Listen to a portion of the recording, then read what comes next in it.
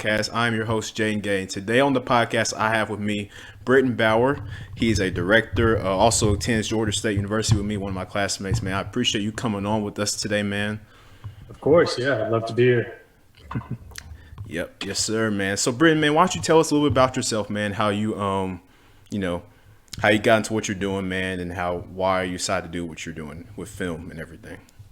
Yeah, of course. So I was born and raised in Omaha, Nebraska, pretty much like central the United States, and Right. I was kind of everywhere, like what I wanted to be when I grew up. Like at first, I wanted to be a construction worker, then I wanted to be a firefighter. Right. Like that's like what everyone goes through. Oh yeah. Yeah. And then like I wanted to be in military for a long time, but then in eighth grade I got my first acting experience for the school play, and I actually loved it. And I was like, I kind of want to do this, and so I wanted to become an actor. And so freshman year, my friend, he was making his own movie, and I was like, okay, yeah, I'll act in it and stuff. And it turned out to be a terrible movie, but it's a start. It's a Right. start. My acting was terrible. It was a 42-minute movie, right? Which is pretty good for like our age because we made that long of a Oh movie. yeah, of course. But it kind of made me not want to act anymore because of the reception that it got because it was like really Right. bad. Yeah. People started making drinking games out of it, and then it was kind of like, oh shit, well, I don't think I'm good at acting, but I did like the actual Right. production side of it. So ever since then, I've been wanting to learn more about the actual production of film and how everything works. So throughout my high school experience, I was actually making a lot of short films with my friends and everything. So, and I got some success, but I just kept getting better, and that's what happens. You need experience so then you can get better, and that's what happened. And I kind of knew that if I wanted to be in narrative films, I would need to move. And because central the United States is not where the narrative films are taking No, place. it's not. Yeah. Right. Like if you wanted to go into wedding videos or music videos, you could do that anywhere. But Yeah. in terms of narratives, you have to go to either Los Angeles, New Or York, or Atlanta. like Atlanta. Exactly. Yeah. So junior year, I was planning out on where I was wanting to go to school. I was like, okay, maybe UCLA, but the price is terrible. So I looked at Atlanta, and I was like, okay, this is doable. I can do this. So me and my mom went there for like college tours, and then we actually really liked Georgia State's college tour. Right. So we decided to say, hey, we'll just go here, take the perimeter campus, since it'll be cheaper, and just go along with that. I'll have a job, and then I'll do film on the side, and then as I stay here, I'll get more into the film industry. Okay. Yeah, man, and I found it really interesting that that you were from Central US because I didn't know that. So when you said that, I'm like, okay, so you moved here because obviously you wanted more opportunity in the film industry, and that's as you see, man, Atlanta is growing continuously. We got more and more artists and directors, actors coming here because it's one of the, along with LA and New York, one of the big media capitals of the world. So I just found that really interesting, man. So man, personally, man, how would you how would you say that COVID affected you? Because obviously, it affected all of us badly. I mean, it was craziness, man. So talk about you personally, how it affected you and how you were trying to do things, just academically, personally, and then, with film, like you're doing film on the side. Talk about that. Yeah. So COVID happened during my senior year or our senior year of high school, and Right. it kind of affected my moving plans because I was wanting to move to Atlanta in May, but I had to push that back a little bit into July. But I was originally wanting to move in May, so then I'd have enough time to save up money with a job down there and just save up over the summer, and then when I go to school, I wouldn't have to worry about work as much because I already saved enough.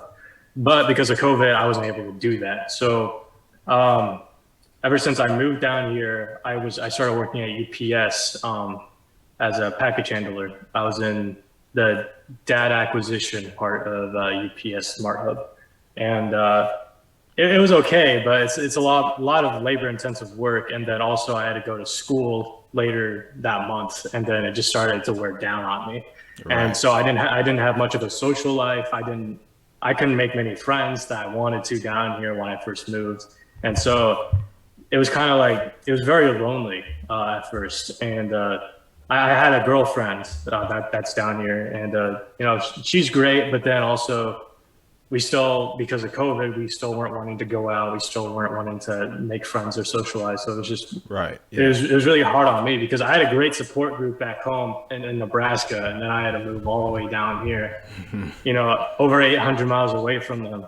And then, yeah, I'll just say it was a lot more mentally draining than I thought it would be. Oh yeah, man. Yeah, definitely. Yeah, I can agree with you on that, man. Because when it first hit, I think it was March 2020, man. It's Mhm. crazy to think about. It's been like 2 years since we've been dealing with this Pretty thing much for over. exactly 2 years. Yeah. Yeah, like almost exactly 2 years since we've been dealing with this thing. It's crazy. But when it hit, man, yeah, it's just we're having to go online, man, and switching from in person to virtual. A lot of people learn better in person than virtual because it's like Yeah. you're tempted. You're online, you're at home. You're just like, okay, you really expect me to sit in front of a computer screen for 8 hours and do work? No, I Yeah. mean, like, Yeah, definitely. I mean, like with our generation, we're so tuned into having entertainment on our laptops and phones. So when you expect us to actually start learning from our laptops and phones, it's so much easier to go into into the yeah, entertainment side of things, because like that's like the entire point of offices, right? Like you have a designated workspace, so when you go there you'll want to work because you always work there. But right. like with technology, you don't always work on technology, so it's a lot harder to go in between. Yeah, definitely, man. And it's tough for me too, also, man, because it's senior year and I just wanted to be normal, but we made what we could. We're still dealing with the man. So to everybody's out there watching, man, please stay safe. Because and do what you got to do. To protect yourself and other people because this thing is serious and it doesn't look like it's going away anytime soon. So, Mhm. but Brittain, man, talk about, man, in your eyes, because you're in the film business, man. Talk about the different things that you have to be able to, just to understand and learn as far as the education part of film and that whole industry. Talk about that, man, and what it's like. Is it hard, challenging? Is it easy? Talk about that, man, for a second. Yeah, I mean, it definitely depends on like which part of the film industry you wanted to go into, because there's so many different parts. I mean, there's Right. pyrotechnics, there's gripping, which is the most manually intensive work on set, and then there's also hair and makeup. There's so many different aspects of film that you really have to think about, but it's all challenging in their own respective right. Um, if you're like in hairstyling, you have to keep looking at monitors to make sure that the actor's hair is still in the right place where you want it to. And Right. so you have to keep constantly thinking about it. And then you have to go up there and keep changing their hair perfectly every single time. And as we know, it takes a lot of takes to get the perfect take that you want. And so it's just like a lot of repeating and a lot of just doing and setting up. Because if I'm gripping and I'm on a big set, it might take an hour to 2 hours just to set up one scene, and then we'd only get 5 minutes of footage for that day, maybe Exactly. not Yeah. even. Yeah, Right. so it can definitely get challenging. If you're a grip in the film industry, that's probably where you can easily start out because they're always looking for grips, and you get paid decently amount. Um, I just joined IATSE, and if you join IATSE, you'll get a basic 32.72 an hour for basic grip work on union projects, and that's actually pretty good. Oh And yeah. then yeah, and if you keep getting constant work, you can technically make over 100,000 a year if you really wanted to. So it's if you want to get into the film industry quickly with just making a living out of it, you want to go into gripping at the very first. What a lot of people do is they'll join the grip union, and then they'll just do a lot of cinematography and a lot of camera stuff on the side, and Right. that's what I'm doing as well, because the camera unions and the director of photography unions, they're I don't believe they're not really that worth it. I've talked to a lot of people, and they say that they don't think it's worth it either because of how much it costs and just in terms of getting jobs, it's just a lot harder because if you have a camera crew, let's say there's only a max of 3 cameras on set, that means you have your first assistant cameraman, second assistant cameraman, and then you have your camera operator, and there's only 3 per camera, and then you only have 9 people for the camera crew on that set. Right. While grips, you can have like 12 per team, and there might be 4 teams on a set, and then it's a lot easier to get work. Um, and then also, yeah, with camera unions, it'll cost like $4,000 to get in, while in the grip union, it's only $1,800 to get in. So Yeah. it's a lot cheaper to get in as a grip and then get more consistent work to start out in the And then film kind of work industry. your way up. Right. Hmm. Yeah. And people don't realize, man, like, we of course we all see the finished product, the movies, the shows, whatever it may be, but it's a lot of work that goes on behind the scenes. I mean, you're talking about, like you said, man, the camera work and gripping, and obviously getting your, if you're a director or filmmaker, getting your cast together. Casting is super important. You can speak on that too, man. It's really important. So just what would you say, man, in your eyes are the keys to putting together a good piece of film or something along those lines, man? Just all together, man, what would you say are the keys and the important things that you have to do to make a successful product? Yeah, I'd say you just need a crew with a good attitude. Because like you can have a couple experienced people on set, but you don't really necessarily need the most experienced person. Right. Because if we have one high experienced person and then the one person that just joined, well, that experienced person can still teach the unexperienced person. And then if we all have a good attitude about it, we can get things done a lot quicker. Um, Especially like, yeah, in film, it's always good to have a good attitude because of how long sets can be. It's 12 Right. hours a day on sets most times, even more sometimes. And so it's always important to have a good attitude and to actually get along with the people on set, because if you don't, then it'll just It'd be be really a terrible a yeah. terrible experience. So if you have a good attitude, you can get things pretty done quickly and just keep the ball rolling. And then also, if you're a DP, you just need to plan everything out as well as that director. If you don't have things planned out, it'll also just be a miserable experience, because I was just on set 2 weeks ago and the people didn't even have a shot list. The shot list is like basically the basic thing that you need for all your camera work. So like Right. you'll have all your shots on that list, and then you can just go from one shot to the next. But if you don't have that, then it feels like it's all over the place. It doesn't feel organized, and it's just a lot more hectic. So it's always good to plan things out, what you're wanting to do, where you want your lights and everything beforehand, because then during the actual production, we can just keep the ball rolling and we don't have to stop to talk things out. We just have to look at our sheets and do what it says on the sheets. Right. Yeah, and it's a process, man. I'm not a film, super guy like you are, man.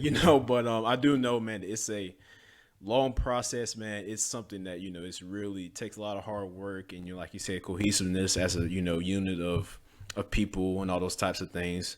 And once obviously you finish your product, of course you're like, wow, it took us a while to get here, but we got it done. Mhm. So now talk about, man, some of the things that you're working on, man. You have any projects you want to talk about, man, that you're coming up? Yeah, I'm actually working on one big project right now for the summer. The title is called Her Words, and it follows a guy going on these 3 relationships. He's never really been in a relationship before, but this movie just shows this guy going through these relationships and showing him grow as a person and showing like what he's learned, what he did wrong, what he did right, and it's just kind of a growing experience. This movie is definitely not a one good side, one bad side. It's definitely a lot more intermixed. Everyone's mixed. We always have our good emotions. We always have our bad emotions, and that's what we're trying to portray in this movie. Because no one is a good guy. Everyone is always mixed. We always do something wrong. We always do something right. It Right. just depends Yeah. on what's happening. And so we're trying to make a realistic depiction of these 3 relationships and showing the growth of a human being.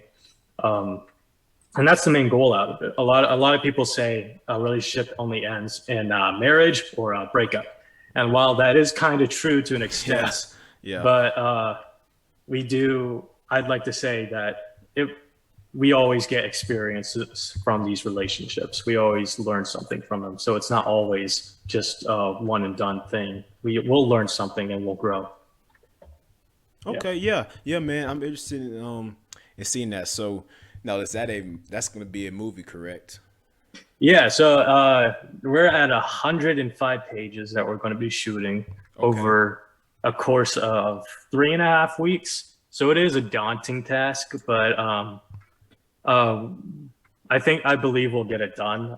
With the crew that I have accumulated so far, it seems like we all have good attitudes and we always have fun on set. And I think it'll be a pretty smooth process, fairly, because we've been planning everything out since last August. We started the idea last August. We got the script done in December. And ever Right. since then, we've been just planning and planning until our actual shoot dates on June. I'm on the shot list right now, and I'm currently on shot 63, probably out of 2,000. Wow. So I still need to get the ball rolling, but it is a daunting task, but it's a fun task nevertheless, and I'm ready to do it. Right. Yeah, and you're doing something that you love. So that's that's important because like you said, things like in the film industry, man, if you're not really on the same page, if you're all just if you're not, really into it, if you're not putting all that you got into it, man, like with anything, really, it's not gonna it won't be enjoyable. It won't be a good experience, like you said, man. So it's good to Yeah, have exactly. like good to have everybody on the same page and that they want to get this done. And like you say, man, keep the ball rolling, keep moving, keep Hmm. working and doing that and everything like that, man. So, um, the film industry, Britain, and overall just media in general has really changed over time, gradually. You know that, man. So being the film guy that you are, so what are your opinions, man, on how just the art of movies and shows have kind of changed with each decade? Or you think have they regressed our art of film, or or progressed? What do you think about that? Uh, that is a definitely interesting question because yeah, film is very subjective, and I think it really just depends on who you ask. Um, Personally, I think within the past 10, 20 years, we've definitely seen an influx of these cinematic universes and all these different movies that keep people entertained. Well, let's say like Marvel. I Right. kind of have a love hate with Marvel because at the same time I'm like, yeah, they're technically good movies, but I just don't like Yes. how they're going about them Right. because it just seems like to me you have to keep watching the earlier movies to understand what's happening in the later movies, and I don't think that's what a film should be like. Um, it's and I know people have these arguments like, oh, they go over it at the beginning of the movie, like in Spider-Man 3. Um, and I can get that to an extent, but at the same time, it also just feels like it's the same stuff pushing at me, and I'm kind of just over it. Right. I want I to see understand, I man. want to see new box office hits. I want to see more things like not necessarily West Side Story, but the artistic extents of the newest West Side Story. Right. Even the Green Knight was really cool. I'm excited for the new Batman Oh because of yeah. how everything looks. Yeah. Yeah, I think Batman is the only superhero that I haven't mind them recreating over and over again. Mainly because Batman can be so dynamic in all aspects because we don't really know what he's feeling all the time, and then Right. that kind of Yeah. gives us a broader spectrum of what different situations he can go into. Especially with all of his villains seem pretty dynamic as well, and then Yes. there's a lot more things that you can do with them and a lot more stories you can do. So I wasn't really I'm not really like mad at Batman readaptations, but in terms of like Spider-Man, that's been done like three different times already, and it just feels a lot like the same thing, and then so many other things as well. But I think definitely within the past couple of years, these 2 years, which is weird during COVID, but there Right. have Yeah. been there have been really good movies that have been coming out. I was a really big fan of Jojo Rabbit. That's one of my favorite films. I I like Interstellar. I like all those really like emotional movies. I like Yeah, yeah, emotional that kind of movies. grab at you, man. Yeah, Personally, yeah, yeah, yeah. and I feel like films that do that are really, no matter what the critics say or whatever. Like, I think those films are really successful because if they're able to grab at the audience attention and kind of just correlate to their emotion, make you feel like, okay, I feel for this character or whoever it might be. I think when directors and screenwriters and all the people involved with the process are able to do this effectively with their films and their products, it's captivating, and it's Hmm. amazing how they're able to do it. Yeah, and like I said before, film is very subjective. Like I even have my guilty pleasures in film that everyone like hates the movie, but I'm like, I actually Right? kind of like this. Yeah. Um, like the one I'm talking about it's called Love Rosie. It's a romantic comedy, and a lot of critics hate it because of the story itself. It's not like the greatest story, but I don't know. I got captivated by it. I'm like, oh no, I actually like these characters. I want to keep watching, and so I have. That's one of my guilty pleasure movies is Love Rosie, um, and but yeah, I think everyone has their own guilty pleasures and movies that they like. I personally don't like the over action movies. I personally like the more thriller, captivating, emotional, slow movies. Yeah, definitely, man. And like you said, just the different. You want to see more different variety of these films that nobody really expects to just pop up. I like these some of these directors that are kind of new to the industry, man. Maybe they made a movie or two here and there. Like for example, Jordan Peele. He's an Mm. amazing director, and how he's able to come up with these products such as I'm sure everybody's seen Get Out or Us. He also worked on Candyman, the new readaptation of Candyman. So different people like this that we're getting here in the industry, man. I think is really gonna continue to sorry about that. Continue to open it up, and you know continue to get more and more different types of things out there, man. Because we need more Mm. variety. I think. You probably could speak on that, man. You're a director, so you know how that is, man. Yeah. You want to get your audiences, like if they get bored of the same old thing, you know what I mean? Yeah, definitely. As a director of me, like I like to do a lot of different types of movies. Right, When I was first doing my shorts, I was doing a lot more horror, and then last year I made Herd of Turtles, and that's more of a comedy sketch series and into right, a short film. And then now I'm making a romantic comedy drama for this summer, and I like just to have that variety, so then I can show people, hey, I can make all these movies and still make people entertained no matter what genre. right. And that's a good thing to be able to do, being a filmmaker. Or can you keep people entertained and bought into what you're putting out there without make without it just being or your typical action movies or your comedies, like, or maybe a mix, like there's different varieties, different ways you can do these things. So I think people underestimate, man, like how important film is and how everything behind it. It's a process that takes a lot of hard work. You said a lot of patience. That's the key thing because you can't make a movie Hmm. overnight, right? Yeah, so exactly. so talk about, man, like I mean, you being a director, don't you ever get like just impatient? Okay, I just want to like talk about how Oh, important patience is. yeah. I mean, I think patience is probably most important in the editing process. I Yeah, hate editing, and because it can be tedious at times, especially sound mixing. You have to make sure like all sounds fit together and sound nice on the actual screen and make sure everything lines up. And it just right, gets so complicated in the editing process. And I personally don't like editing. I know a lot of people do, and like because you just get to sit at your computer, you just do whatever you need to, and then yeah, that's it. But right, it can get a pretty tedious process, and so like you might have to like work on one scene for a couple hours, and then I just cannot do that. But pre-production and actual production is you do need patience as well because you need to make sure like you might have a cast member that hasn't been responding quickly enough and that might make you impatient, but you just need to be patient with people and then you guys will still have a good attitude and still get done because if you try to rush things then you'll screw up more. and that's not what you want to do. It's definitely like cooking. I was a Yeah, line cook. that's a good I was a comparison. That's a good yeah comparison. yeah.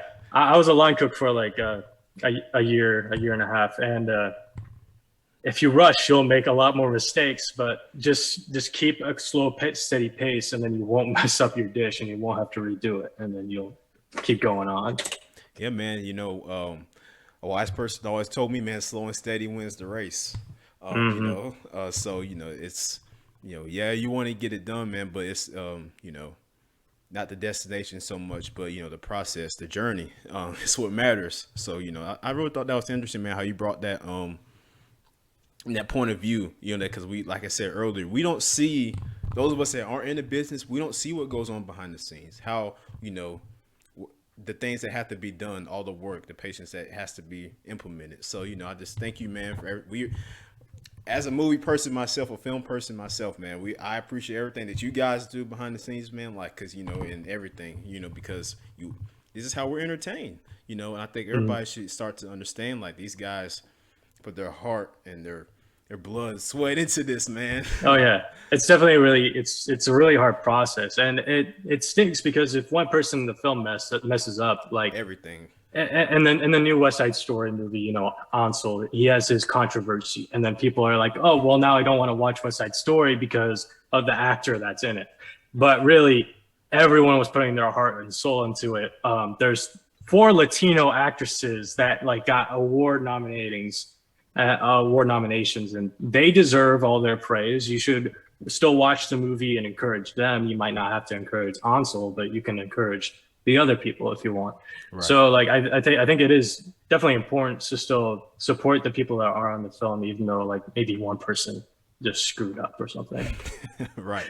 Yeah, man. So, well, Brittain, that wraps us up today for the Pursuing Excellence podcast. Again, appreciate you coming on with us, talking, your projects, man, how you got into this business, man. Very interesting talking with you and everything like that. I really do appreciate you coming on with us today. Yeah, of course, and we have a GoFundMe set up for Her Words as well. It'll just say Her Words Film on the GoFundMe. If you want, feel free to donate a couple bucks on there.